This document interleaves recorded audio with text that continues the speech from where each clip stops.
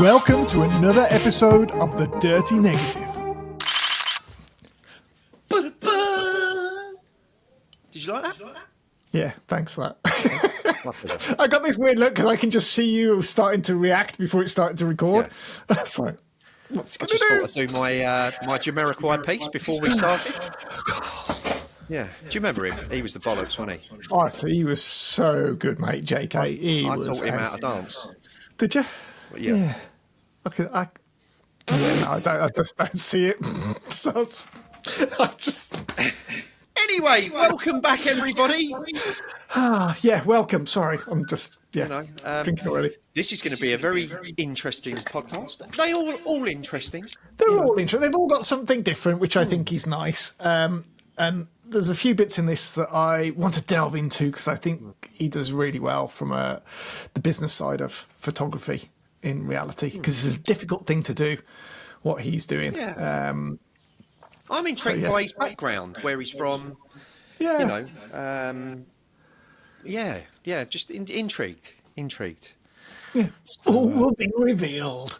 Yes, absolutely. Yes. Anyway, how you been? I'm all right, mate. I'm all right. The sun's out today. I'm feeling a bit happy. Yeah. It's like, happy? Yeah. All right. Yeah, it's all good. What about you? Yeah, it's been pretty shit. Ah, right. Okay. Well, got to sort of know. Hang on, there's been some right stuff. That's it. For those of you who don't know, obviously, I fly birds, Terry, don't I? You do, yes. As part of my other job. Anyway, there's an Harris hawk that's been flying about in Hertfordshire somewhere that's been attacking people, and it's gone on to the main news.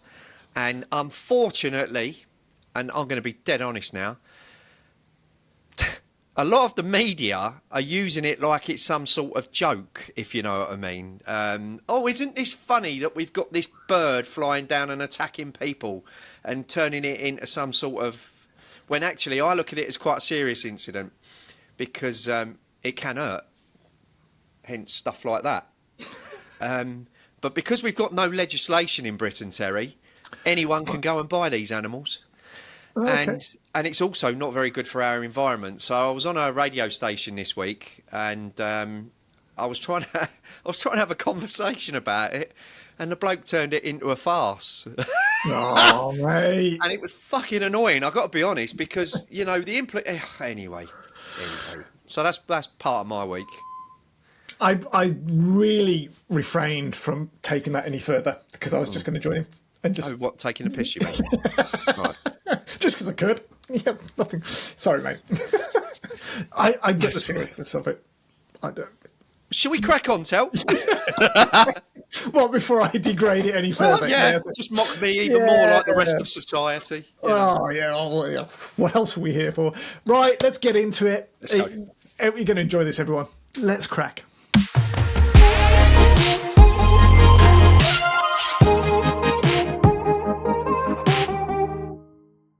Good morning, gents. How's it going? Yeah, right. Really well, mate. Really well. Sorry, we were just having a little very bit of refined. About Maradona and everything. Yeah, sorry. Sorry to interrupt. No worries. Murray. Yeah. Life gets in the way, doesn't it? Murray, as I say to everyone who comes on this podcast, by the time this is finished, your career will be finished too. So brilliant. Just enjoy it while it lasts. And it's all a bit of banter. It's just a bit of fun. I'll retire nice and early, so that's good. Probably best, I've got to be honest. Yeah, exactly. Thank you for coming on. Yeah, thanks for having me. No, it's lovely actually. We've had a lot of fun this season. It's been an interesting sort of journey, this Tel, isn't it? It has, yeah. You got to enjoy it. I've got a bit of a cold coming today, so I've got a croaky voice. I'm hoping it will appeal to the female audience, you know, and drive those viewing figures up, but we'll see. Really, Tel? Really? Something's got to help. Drive the figures up. Well, as far as I'm aware, we've only got 2 people watching. I think we had 3 now. We had someone. Oh, we're 3. Yeah, sorry. There's us 3. Just us 3, exactly. Just us 3. Okay, so you've got the gist of it, really, Murray, haven't you? You know, this is what it's all about for us. Great. I think the reason we did this was because sometimes some of these podcasts are a bit square. bit too square, aren't they? Yeah. Well, I think it they can are. all get a We're bit not serious, recording now, right? so you can say, are we recording, Terry? Actually, it is recording. Oh, Yeah. okay, right. Well, you can be The minute it politically came on, correct. it started recording automatically. But, we had Ben Horn on last year, Yeah. and one of the things I said to Ben was, Ben, you and Cody, have you heard? You listened to Ben and Cody's? I've been on their podcast twice, Right. actually. So sometimes them two are a little bit square, aren't they? They're a little bit like, And I was Yeah, like, I Ben, you mean- need to liven up, sunshine. You need to, liven it up a little bit. And Time and a place for being serious and artistic and all that, but there's also, you Yeah, got I a bit haven't of a found laugh. it yet, but apparently there is. Yeah. maybe. Well, at least you've been asked onto their podcast. They've never asked me. There's probably a reason for that. I Yeah, weaseled my wow, way we've on got- with Cody. It was. I mean, Cody's quite... Anyway, I'd like to get Cody Schultz on here, actually, Terry, because he's all this... He comes across all... and actually, let's make this part of the podcast, and then we'll introduce Murray after. So me talking about... I've obviously had a chat with Cody and this, that and the other, and he comes across all philosophical, and then when you're actually having a proper chat with him, he's just full of shit half the time, isn't he? Do you know what I mean? And laughing away in the background. He's He's got good chat. He's very clever. Yeah, he is. He's a smart cookie. But it's a bit worrying. He's like that worrying sort of clever, isn't he? Well, yeah, he's definitely a deep thinker. And Yeah, he's like a dark... Oh, Sonny. I can get a bit like that as well at times. Can you? But yeah. Oh, for right, sure. okay then. Fuck, we're going to delve today, mate. Shit, I we tell you. better change these questions quick, Terry. Yeah. Shit. Yeah.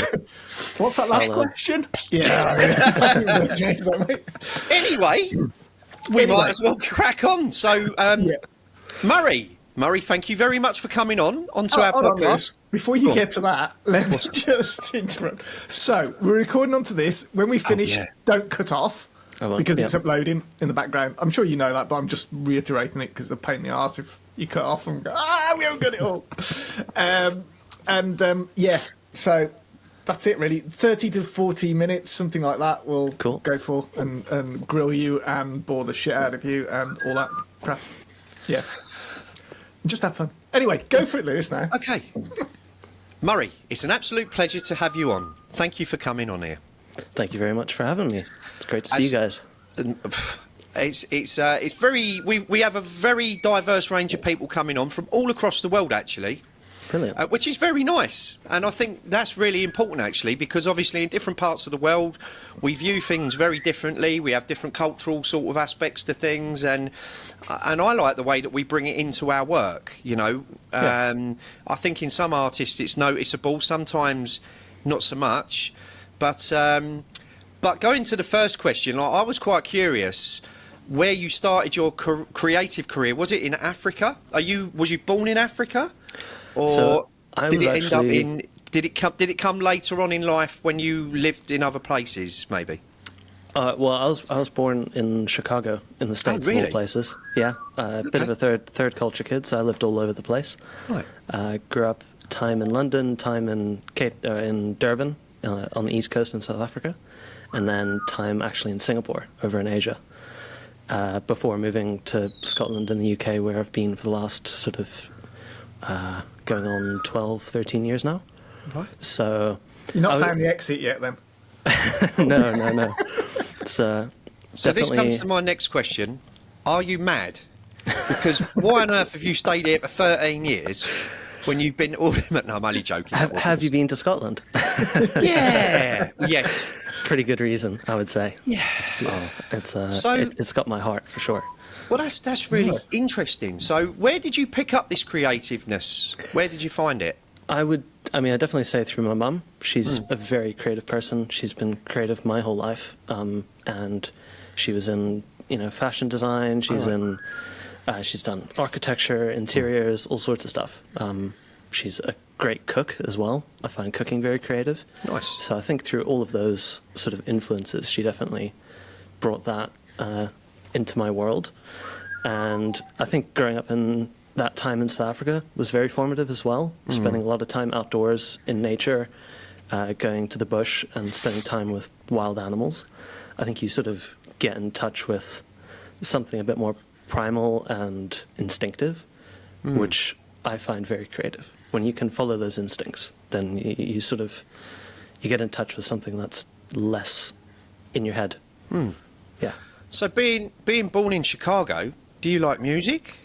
I do. I'm not a huge music person, but I listen to a very wide-ranging So crooners? discography.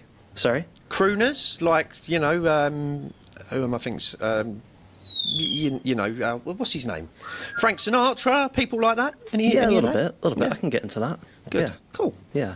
But I only spent about 18 months in Chicago, so Okay. I have no recollection, basically, of Right, my okay. time in America. You just soaked up the atmosphere and subconsciously, you know, and took it. Yeah, and exactly. rolled with it. Yeah, nice. Do you miss South Africa? I do when I'm not there, but I'm very fortunate to be able to go back and visit Hmm. every year. So I try and spend 3 or 4 months out there Well, per that's year. nice.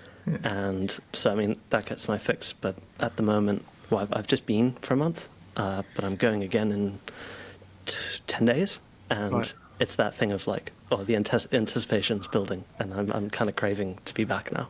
It's tough at the top, Terry, isn't it? It is, isn't it? Yeah. Hey? God, so much for struggling artists, you know. It's like, Yeah. it's Does it finally get one that's not? There's Yeah. cheap flights, guys. So, and Durban's the place that you go to when you go back. Actually, go back to Cape Town. Oh, very nice. Yeah, Okay.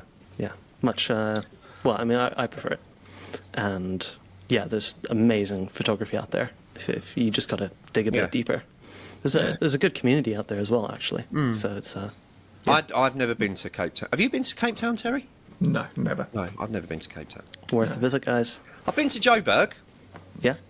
but I could. Yeah. What did you think of South Africa? Whoa, there's not enough time for me to discuss it. I went out there for work actually, so part of my job is conservation, and I'm writing a book on vultures, which is why I was working out there. Amazing. Yeah, so I'll be honest, it's not a country I could live in. Yeah. But then I only visited the Johannesburg, places like that. You know, yeah, it's a very, very dynamic and interesting. It's a bizarre society, but it was very eye-opening for me. But anyway, that's enough about me. So, but the fact that you're spending most of your time over here in Scotland, you must really like the cold, miserable, wet weather. I don't know what it is. Yeah, I've found myself in the last 4 years essentially only spending sort of autumn, winter, and the first part of spring in Scotland. Yeah. Which is like, why the hell would you do that? Lighting. It's the light. Yeah. That's what it's all about. That winter light is just, I don't know, there's something Midges? special about it. And avoiding the midges and the people. Oh, it's just mate. like, yeah. We have a So solution. we've got a solution for you. We did I'm all ears. Yes. No, we can't. Shall we? Yeah, No, good. we can't. But no, it's so we can because the podcast. Someone will be else out might by nick now. the idea. I don't know. No, because the Oh, podcast's okay. out, and he showed it on the podcast. You can bleep it out. Good. Yeah. So what he did, so our last interviewee, which obviously these are all going to go out at the same time, he had developed this net with goggles in it for stopping the midgies. Is this So Tim that- Parkin? Tim Parkin. Yes. Yeah. That's it. It's brilliant, When he isn't was it? climbing, Yeah. and everything, just- Only Tim Parkin would design something like that. I need to get myself one of those. Yeah. Well, Yeah. he won an award. He's won awards for it. Yeah. Yeah, good old Right. Tim. That's hilarious. Oh, there you go. It's a small world, isn't it? Yeah. Yeah. So, Where he's like, I'm not wearing one of those. No, I'm just not doing it. no. I'll wear it down the gym or something. Yeah. Murray, what I do find interesting is that you've got an MA in architecture, Yep. but most of your work is, well, all of your work is more or less nature-based, isn't it? Yeah. So, is there a reason for that? There is a Or- reason. I did an undergrad and postgrad in architecture, and the sort of culture in architecture is just like work yourself until you're burning out and then keep going. So I found myself putting in like 110-hour weeks regularly in the studio, and it was just like absolutely brutal. So I got ill at one point. I was in the hospital. It's like not good. So going out and photographing in nature was sort of this solace and something that I found was a bit of a creative release and brought a bit of balance to my life. So that was why I went into that as opposed to going and photographing architecture or street or anything. I did actually dabble when I was living in Edinburgh I had a little 35mm Nikon, and I used to walk around when I couldn't get out to nature and shoot architecture and things. Edinburgh's a great place for that. It is, yeah. It's a stunning city, and but yeah, it was always going out and photographing nature that I found brought a bit more peace to my life. And eventually it got to the point where I was like, oh, actually, I really enjoy doing nature photography way more than all this architecture stuff. Yeah. Funny that. So yeah, the piece of God. So I've got to be honest. So I want to take this a little bit further, because moving from a career in architecture, which has given you a revenue stream, to suddenly becoming a creative, is a really big leap of faith. Or was it? Did you have a plan when you did it? Did you just go, I've had enough, that's it? Well, it sort of coincided with lockdowns and COVID. So the two things happened sort of simultaneously. And I was like, okay, we're stuck at home. This is the opportunity to change if I want to make this change. Nice. So I spent about 6 months converting a campervan. And that's been kind of the lifeblood of making this all possible for me. Because it means I can go and, spend 3 months in Scotland and have zero rent. And live pretty frugally if I need to. And that's been the thing that's really made it possible, financially, I suppose. Nice. That's a good way of doing it, I suppose. But I think lockdown helped a lot of people in that respect. Try different things and move around, because it's a really ballsy thing to do, to suddenly give up a career in something else and just go, right, I'm going to do this now. This is my focus. I've done it twice. God knows why my wife puts up with it, but she does. So yeah, hey-o. But it is one of those things that being a photographer is actually a really difficult business. Yeah. To be in, to make money. Now, you've specifically gone down the sort of nature route and doing that, which is probably one of the hardest in reality. So, if you were to objectively view this from just a business point of view, it's a terrible decision. It's really a bad decision. And I have always said that if I was like 19 again, I would be a landscape photographer, because I wouldn't have the mortgage, I wouldn't have the wife, wouldn't have the kids. I could just go and do it and it'd be all right. And it's so just doing that is really, really impressive, I've got to be honest. And well, I'm at that age, right? I've literally just turned 30 2 weeks ago. So I'm at that point in my life where it was possible, because I don't have all those, pressures and overheads. Those were the days. So those were the days. Yeah. To be 30 again. Yeah. No, I was just thinking those are the days of no responsibility, but it's 30 works as well. To a degree, yeah. Yeah, I know. But one of the things I've noticed in the way that you've done this, and in terms of your business aspect, and I want to talk about this a little bit if we can, because it will help people out there that are thinking this sort of stuff, is that you've got a very structured approach, I think, in terms of business, in the way that you've done talks, workshops, things like that. You've got your resources, you've got your books and everything else. And it is a brilliantly coherent package from a business point of view, the way that you've presented it and done it. Where did you learn to do that? Because some people, you have to live it for years to work it out, or you have to go and study that. And it's really impressive that you've managed to do all the right things, I think, into that. So how did you learn that? Where did I learn that? I'm not sure if I did learn it or if it was just intuition. But I think definitely the architecture side of things, from the creative background, taught me, to view things holistically. Yeah. When you're doing, designing a building or whatever, you've got to think about every little aspect that goes into that. And then you've got to present that to your client and convince them that that's the right thing to do. So I think I sort of viewed the business of running a photography workshop business or whatever it is in the same sort of light. You've got to have all of those aspects working around your imagery. Like, the imagery's got to be great in the first place, and then you've got to have all these supporting facets that, one person might really connect with a book, another person's going to really connect with you giving a presentation or a talk. So being able to have different touch points for different people, I think, is one version of marketing and getting your work out there and getting the right eyeballs on what you're doing. And I think from that as well, I've always said business of photography, because mine's commercial. I only do commercial business-to-business stuff. 20% of my work is photography. The rest is marketing, ideas, networking, you name it. Everything's into that in reality, from designing websites to doing new avenues. And you can't just, well, it's very rare. There are a handful of people that do it, but you can't just take a photograph and expect to just make a full living just off taking pretty pictures and not doing anything to them. You've got to have a purpose. You've got to put it out there and do all that. And from a business point of view, I look at what you've done and it's really impressive, because so many people don't do that as photographers. They just expect to be able to make a living, and they go, oh, we can't make a living. It's really hard as a photographer.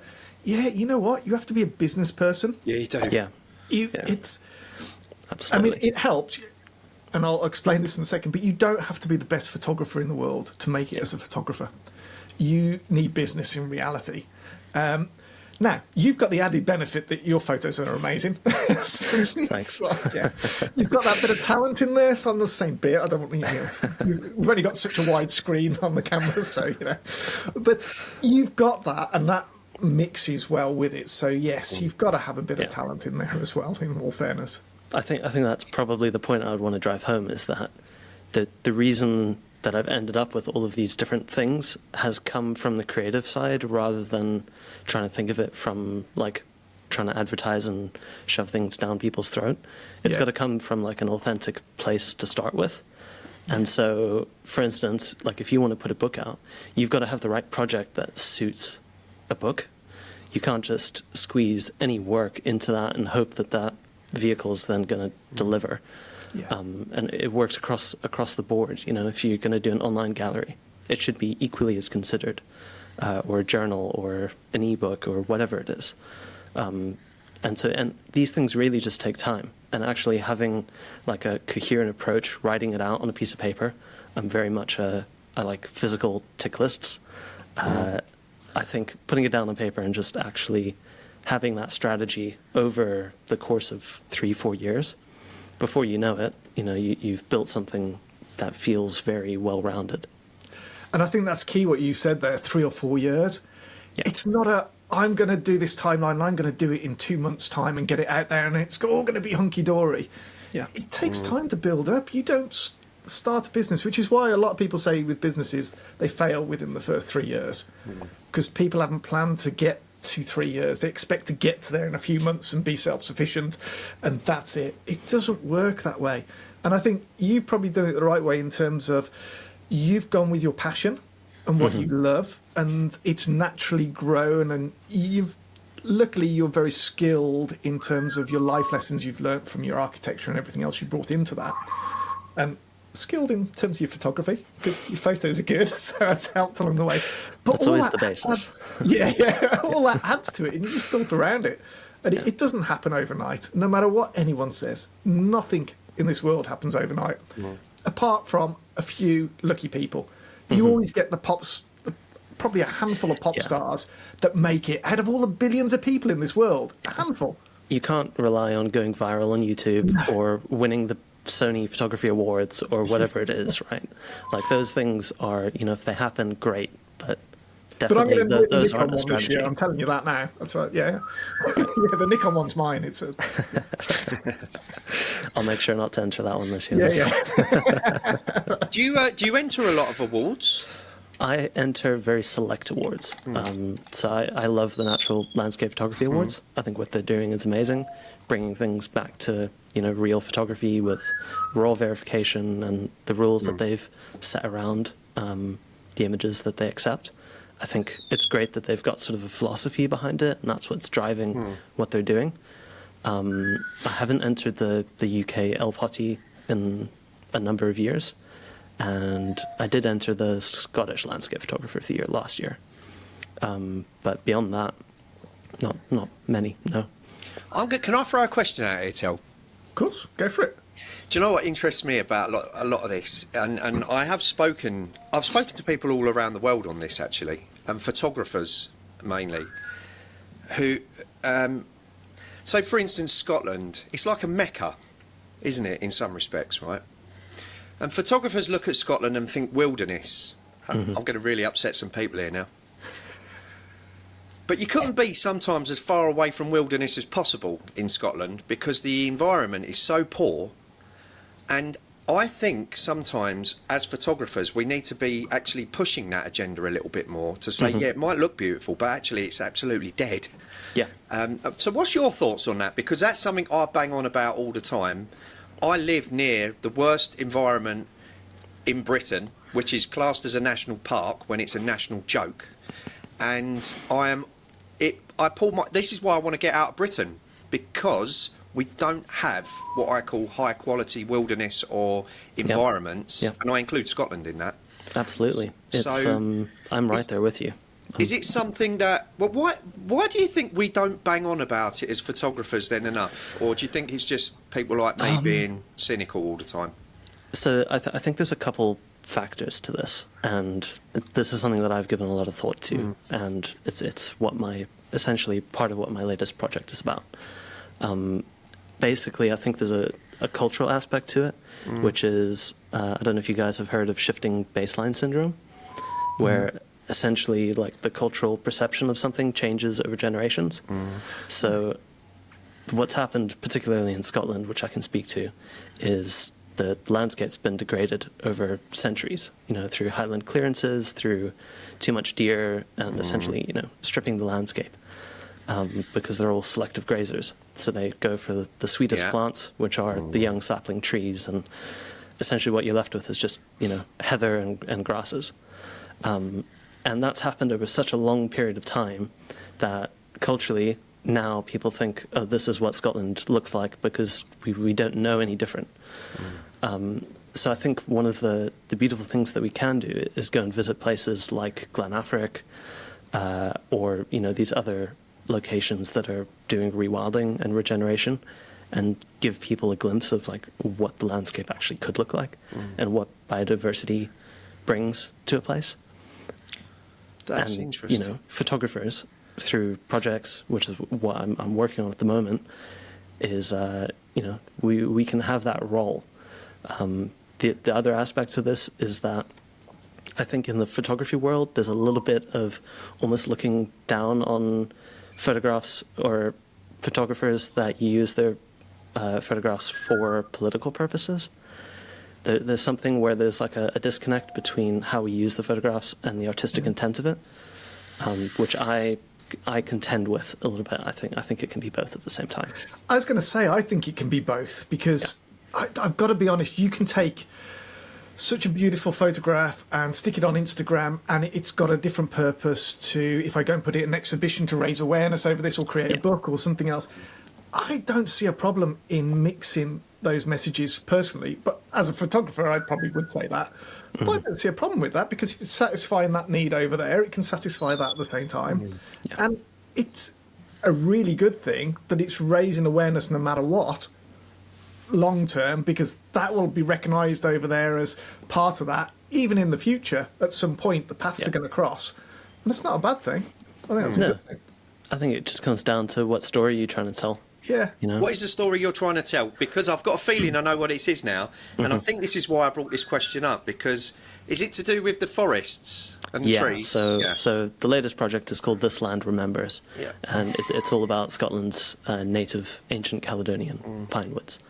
14,000 years ago, when the Ice Age retreated, Scotland trees grew. It was birch and pioneering trees first, and then the pines followed.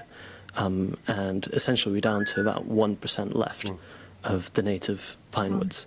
And the 84 isolated fragments that have been identified are part of a national pine wood registry.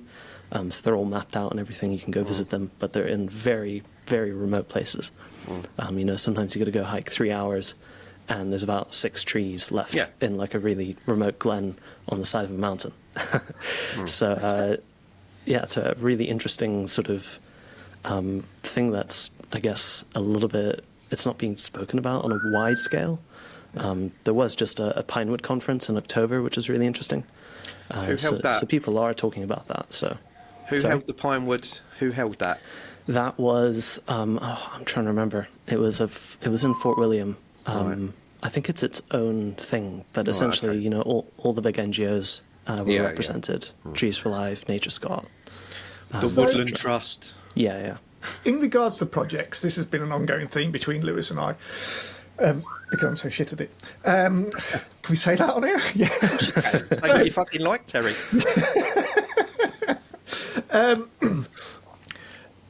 Did you think, I'm going to do a project, what do I do it on? Or was the forest something that you were conscious of, that you go, you know what, I can turn this into a project and raise awareness?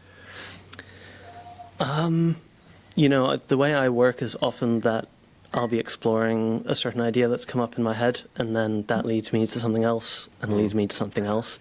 And I've got to be out in the landscape making images for those ideas to reveal themselves to me. So I think a lot of it actually came from hiking Munros and going out into these areas that have no trees, and thinking about, you know, bloody hell, why is this glen just completely barren? Yeah. And then doing a bit of research on the back of that, and slowly realizing that a lot of the places in Scotland, like Torridon, for instance, Knackered. that I've visited a lot. Well, actually, there's these beautiful pockets of, you know, and they've got these old pine trees. And then realizing, okay, great, there's a story to tell here. So then going out purposely to try and make work about it. Nice. And There's so many problems. Like, fingers crossed, my first book's coming out this year, which is based on temperate rainforest of Britain. And, you know, this is going to sound utterly ridiculous, but I couldn't live in Scotland because the rhododendron would drive me mad. It is bad in places, yeah. It's ridiculous. It's Yeah. like, honestly, it's hard work. It's when you're obviously tuned into the environment and you're working towards, and that's part of my job anyway. But I don't think we bang on enough about it, really. But then there's the other worry that when you start banging on about it too much, everyone and their goat wants to take their camera to that site, and then you've got the other issues of then too many people visiting the areas and so on because of the nature of what we do, I suppose. But anyway. Yeah, anyway, that's the line I try to toe, is like, you know, talking about these issues, making beautiful images of them, but only really giving like general locations, not being like, oh, this tree is at this coordinate. That's fair Interesting. enough. I really don't see a problem with that, because you're telling the story. It's not this is how to reproduce all of this for yourself. Go and do it, photographers. Here you go. It's inspiration. It's just, and it's Exactly. opening people's eyes. So if they're reading that in the description that this is, you know, one of the 1% of trees that are left in Scotland, stuff, then it's like, oh, well, that's something I didn't know about, and they can look at it themselves and start to go down the path, and that's raising bigger awareness. Yeah. So that's not, I don't see that as an issue from that point of view. Different if you said, this is where to go and find this tree, yada yada. I get that. Yeah. But then raising the awareness, that's actually a good thing, I think. If Of course it is. that becomes people get interested in it. If they're not interested, they'll just like it for the picture and go, that's really nice. Yeah. Yeah, you've got to give enough information to pique people's curiosity about something. Absolutely. Yeah. Yeah. Exactly. Yeah. Oh, I'm such a philistine, and anyway. Have you God, got? and this is Lewis at the start going, you know, we just laugh, we joke, we don't get really serious, and everything else. Suddenly, what? Bam! Yeah. was Lewis, you have you gonna got say, Murray? details for your book somewhere? Oh, well, it's on my website. Okay. I've just been working on it for like 4 or 5 years now, so I'm nearly at the end of it. It's been an amazing journey, but for me personally, because I don't shoot on digital, it takes a longer process for me to get things finished, and A lot more expensive as well. it's the cost. But then you're more particular on what you shoot. Yeah.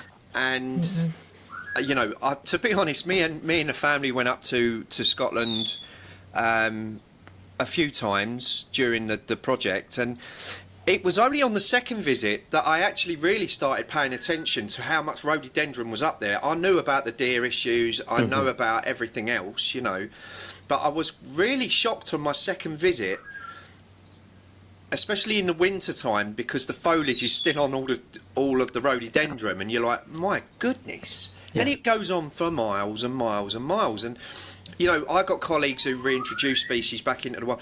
When you've got stuff that chokes the living daylights out of your landscape, it's just such a difficult thing to deal with, because there's a lot of politics involved in all of this as well, and it drives me fucking mad, to be quite honest with you. Is your approach to then actually go and photograph the rhododendrons, or is it to say this is, you know, try and give like that glimmer of hope to? That's an interesting one.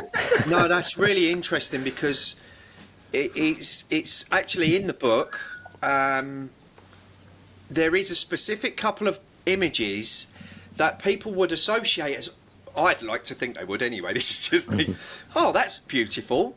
But then actually the key part of the image is the text underneath to say, well, it might look good, but it's actually really bad, and this is the reasons why. And then if you can, as you say, it's all about education. It is all about education, but it's how you try and get it across. Rhododendron is a severe problem. It's a severe problem, but the problem is that it costs an awful lot of money to get rid of, and when you've got other things politically to deal with, the last thing on your mind is rhododendron. If you can even get rid of it half the time. Yes, I mean it's very. I said that it's around my pond at the moment, and it's like. Well, you're out of order, Terry. You should know by now. Oh no, it was there. I didn't plant it. It was really fascinating, because in one of these, this exactly happened in one of these very well-known parrots whistling jingle bells. Can you believe this?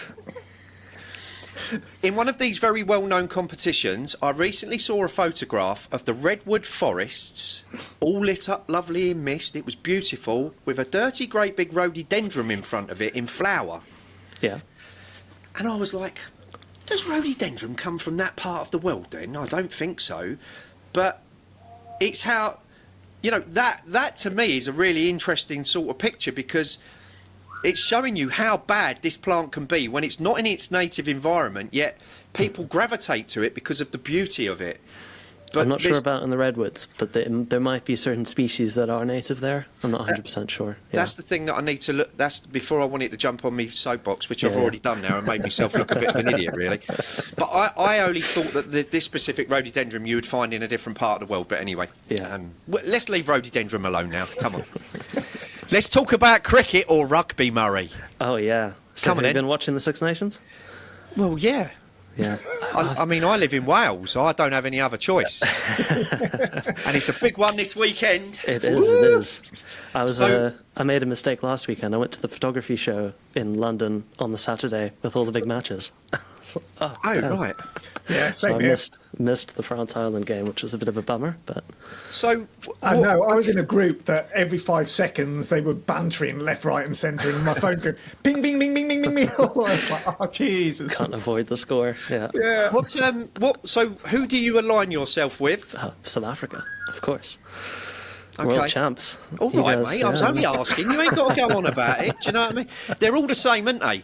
They don't live in their own. They don't live there, but they support them because they win. Terry, you see, it's always. Well, you know, half of the teams over on this side of the world are made up of South Africans anyway. So. Well, yeah. Look at Scotland. Haven't they got a South African winger? Yeah, exactly. Half of it's South Africa B team. From Murray Livingstone, this is not from anybody else. Okay. Okay. So, cricket or rugby? I'm a rugby guy. I do watch cricket, but I don't follow it as closely. Yeah. So really, I love cricket. So people like John T. Rhodes. Oh yeah. You weren't even really born, was you? Not quite, but I think I did watch the tail end of his career growing up. Oh my goodness, yeah. John T. Rhodes and. Classics. Alan Donald. How can you not? Alan Donald was a legend, wasn't he? Absolutely. Oh my goodness, Terry! Like for anyone I don't know how we've got into being a sports podcast all of a sudden. Well, you know. Anyway, going back. Sorry. Photography. Okay. I don't like cricket. That's why I don't right, care. okay. Rugby I'm all right with, but, cricket. Yeah. The only reason I was talking about cricket, Terry, was because our other two viewers who watched this actually said to me they were cricket fans. So I was trying to put something, Anyway. Yeah. We were just getting bored with the rugby. That's what it was. I'm not Right. South African, so it's like, say no more. Yeah, I was going to... Right, let's get it back. When you go out and do these amazing landscapes, how much equipment are you traipsing around with you?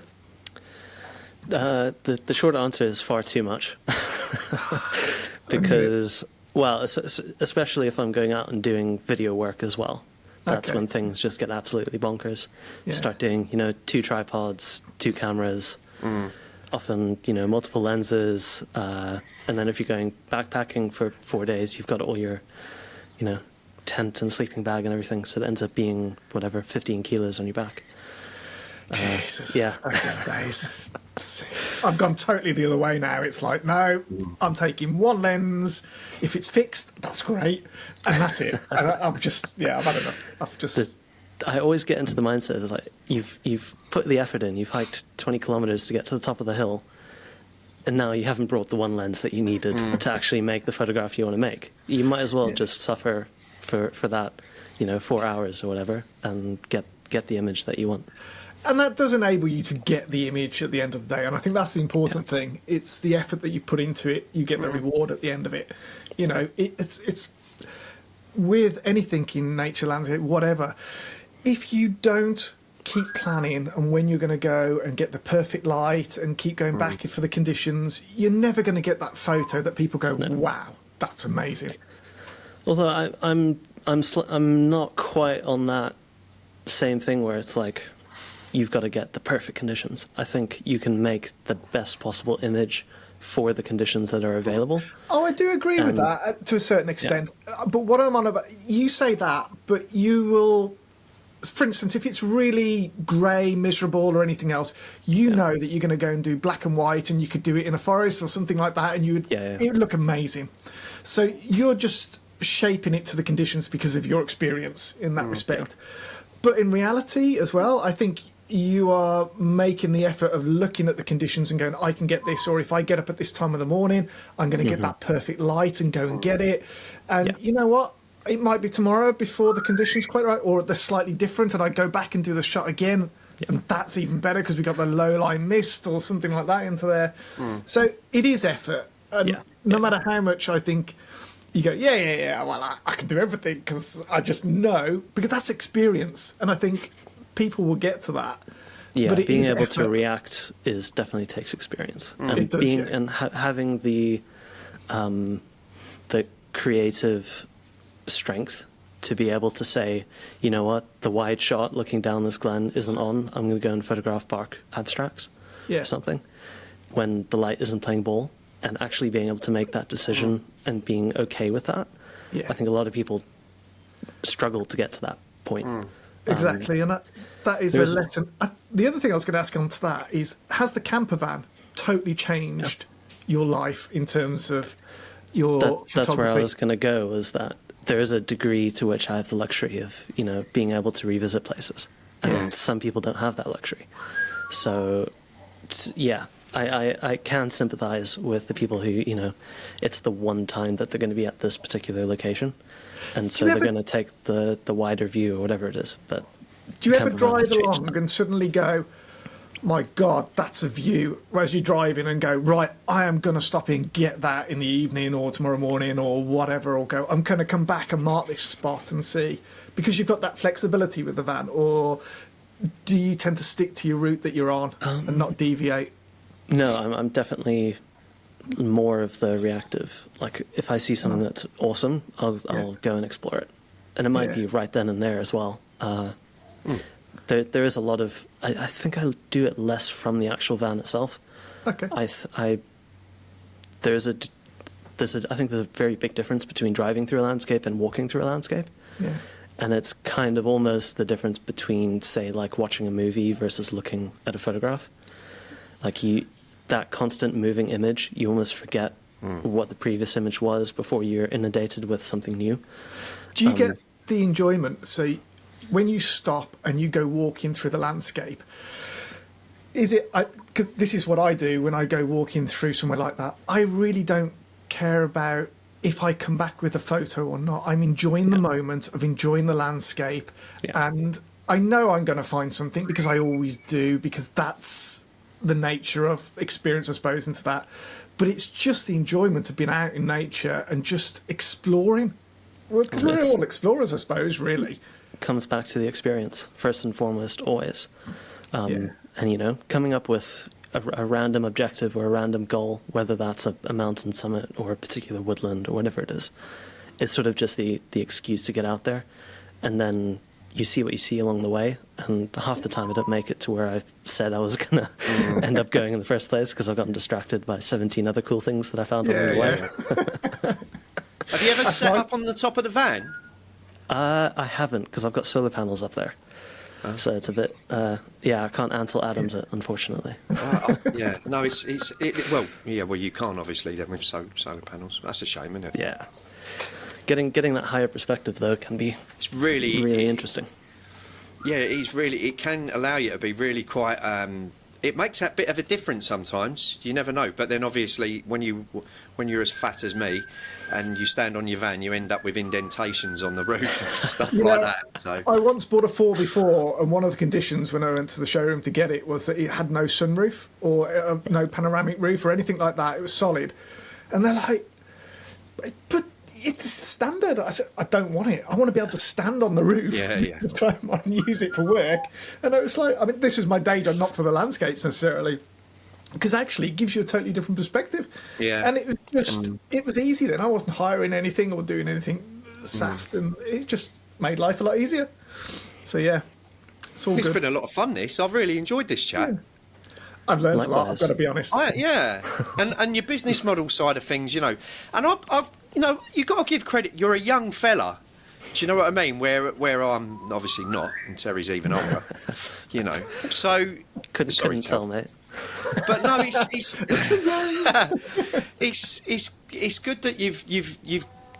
I suppose when you're younger, anyway, sometimes you're a little bit more carefree, and you just take a few more risks and stuff like that. But you know, it's good. It's inspiring. It's inspiring for younger people. Yeah, you know, absolutely. And too many young people don't want to get off their arse and do things either. So I congratulate you on that as well. Thanks. Yeah, no, I'm very much get out there and give things a go. That's my attitude. And there is actually a good community of younger UK, up and coming guys who are trying to go full time.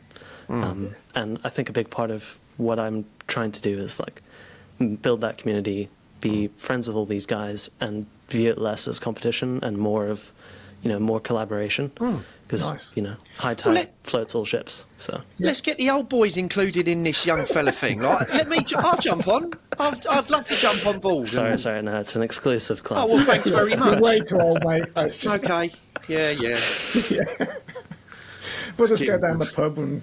I don't drink, do I? I don't drink anymore. You can have your Coke. I'll have my pint. It's fine. There's some good NA beers coming out now. I'm quite enjoying that. What do I... Yeah, I love Guinness Zero. Yeah, it's great. It's nice, isn't it? It's really nice. Yeah. So. Guinness Zero. We don't actually get any money from Guinness for doing this, do we? No, but you never know. They might want to sponsor Guinness, if you want to give us some money. Yeah. Or sponsor a workshop for us three, the old boys and the one young'un. Sounds maybe great, we can do something. They just give us a crate of Guinness and that's it. We just turn up somewhere. Yeah. Guinness, get in touch. Well, Murray, thank you so much for coming on, mate. It's been great to listen to you, and your work is wonderful. So congratulations on that. Thanks for the great conversation. Anything you'd like to say about the Six Nations? Who you know? No? Well, I mean, it's not really that much of a competition when you compare it to the Southern Hemisphere. All right, then, mate. Okay. you walked into that, Lewis. Thanks. Well, Well, yeah, we'll see what France does in the coming years. When is the next World Cup? It's coming, and it will be over your side of the world, won't it? I'm not sure, actually. I think it wasn't the last one in France. Yeah, so it would be then. Yeah, well, we'll soon see. I'll be straight on the phone to you if you get steamroller, though. You do realise that, don't you? I've taken a very hard line here today, haven't I? Yeah. Perhaps Anyway. too hard. Well, Let's I all was give gonna Murray say I a hope round of you've had a good applause. time. Come on, guys. Terry, come on, Thanks very give Murray much, a mate. round of applause. Yeah. Thanks, guys. Thank you so much for coming on, Murray. And Appreciate it. we will put all of Murray's details on the website and everything else. You know where you can go, get your freebies and all that sort of stuff. And yeah, thanks for coming on, mate. It's been a Thank pleasure. you very much. Cheers.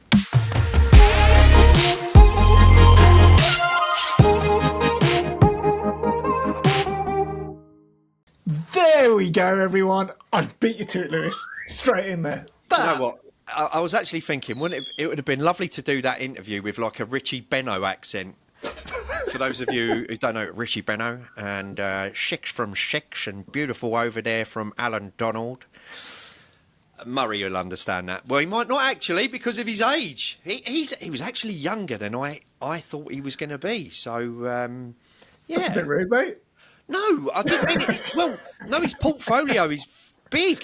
So Well, this is the thing, isn't it? When you look at his work and what he's accomplished, he's very young for what he's done, Yeah. and he's done it very well. And I think that's such an amazing thing, and it's great that we've been able to get that story and get it out there, really, because it's possible to do. he was a nice young man, wasn't he? See, now you're talking like you're an Credit old. He was a nice. I'm not. He was a very nice He's a young nice man. young man. Murray, you're a Right. nice young man. Shame about your rugby team, though. Anyway, Let's not go there again. Jesus Christ. no, his work is very interesting, and the fact that he brought up the stuff about the forests in Scotland. There is conservation aspects to his work, so on and so on. And you know what would be interesting is seeing where his career is in 10 years, and how that sort of conservation aspect of his journey grows. You know. It's the project side again has cropped its head up. It does it every single time, and I think that's been across this whole couple of series. Really, I think that's one of the things that has really struck me more than anything else is that successful photographers tend to project everything. No, they Not that don't. we didn't know that, but it really does bring it home, and I think that's more because of my refusal to do projects up until this point in personal because of doing it during the day. But actually, I think you need to do stuff like that. Yeah, it's an interesting aspect to what we do, and it is quite interesting. Like when you look at photography, and obviously both of you went to the show last weekend. And the show's geared up for selling, isn't it? New products, this out, that out, you know. Of course it is. And yeah, it's very consumer driven, and I'm out of that now. I'm not in that sort of aspect of it. But Do you know what? I didn't buy one single thing when I was there. did you enjoy it though? Did I buy a coffee? I'm not even sure I bought a coffee while I was in the show. I got a free coffee, but I didn't buy one. Right, yeah. Yeah, I did enjoy the show, actually. I did a YouTube video on it. You can find I saw it. It was very good. I did enjoy the show, and I think the atmosphere was different for me, and that's what I really liked from that. I can't pinpoint what was different.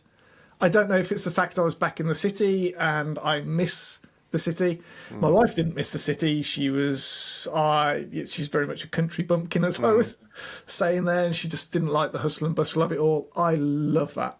Did And the I venue change improve it, do you think, or? Yes, I think so. And I think this is part of it, where it was, or where it is, because it's every other year at the NEC. It's in the middle of blooming nowhere. It's a pain in the backside in terms of just the environment. There's nothing to go and photograph around there. It's the NEC. It is what it is. Whereas at least at the Excel Centre in London, I can go off and do stuff. Like we went into London for a few days afterwards and went and enjoyed and had a look round and just chilled. Yeah. And I've always found whenever I'm in London, and my wife doesn't agree with this, I don't know if just different personalities, but I think everyone is so friendly and I talk to everyone and I have a laugh and I get on, and it's just, I really like it. And some people say it's so isolated, all these different groups and everything else. I don't see that. Everyone talks to everyone. You get on. And That's nice. That's really nice to hear. Yeah, I just think it's a nice atmosphere, and I miss that of not being there and having that interaction. And it's one of my favourite places, really. So yeah, so it was good to get back, and I did enjoy the show. Didn't spend anything, so I was really I was so tempted, but I didn't. I refrained. I planned to. So it's good to get to the show, but I didn't on the show, which was really nice. But it was nice in terms of the amount of exhibitors that were there as well, and decent ones as well. Okay. There was a few sort of ones missing, but apart from that, it's there was a few good bits. And I got to play with that new Sigma BF camera, which was an all-in-one aluminium piece. It looked amazing on your video, I've got to be honest. But we will stick a link onto that onto our website of Terry's video at the Excel. But it is very unique. I really nearly came away with that. I've got to be honest. I was just like, I want that. And my mate was working at London Camera Exchange opposite the Sigma stand, and he was like, go and have a look at it, come back here and I'll get one sorted for you. Nice. And I was like, you just want to sell me a camera, what are you doing? But yeah, it was tempting, I've got to be honest. So, yeah. Well, I enjoyed this podcast. Again, thanks to Murray for coming on. Murray, I'm sorry if we've ruined your career, but we do explain that to everyone. And next week we've got a fab one that I've been pushing for a long time. I'm really looking forward to it. But yeah, what you're up to this week. Anything? I'm trying to think. Not a lot, really. No. I've done a few bits and pieces. We've done some engineering companies and stuff like that, and but that's it really. It's cool. Quite a nice quiet week. Well, I'm going to Somerset tomorrow to look at a BMW. Oh, nice, mate. Well, I could do without it, to be honest with you, but there we are. That's it. That's what happened this week. The car. No, I'm going to bring this up, actually. The reason I'm going to Somerset tomorrow to look at a new car is because Stagecoach decided to write off my car outside my house when dropping people off at the bus stop. Oh, mate. It's so unfair. My lovely little car is now in car heaven, and I've got to go and buy another one because some bloke couldn't drop some people off very well. It's a good job he dropped them off well. He just hit the car in the process, But anyway. Well. Well, you have a lovely week, Terry. You too, mate. Enjoy your car hunting. Thanks. Yeah. Yeah. And we'll catch you all on the next one. See you all later.